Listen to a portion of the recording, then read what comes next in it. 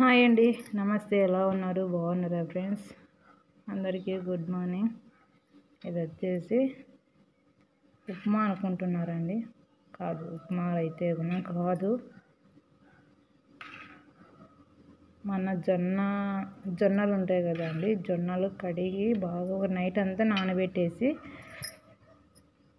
పొద్దున ఆరబోసి కొంచెం తడిగా ఉన్నట్టే మనం మిషన్ కానీ తర్వాత ఇసురాయితో కానీ వేసి బాగా ఇలా రవ్వలాగా ఇసురుకోవాలండి. లేకుంటే మిషన్కైనా కానీ వేస్తారు. మా అమ్మ అయితే కూడా ఇసిరి పంపించింది నా కోసము.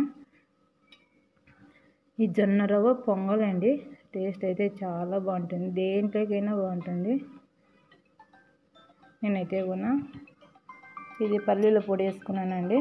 టేస్ట్ అయితే సూపర్గా ఉంది. ఓకే ఫ్రెండ్స్, జొన్న రవ్వ పొంగల్ చాలా టేస్ట్ ఉంది. మీరు ఇంట్లో ఒకసారి ట్రై చేయండి.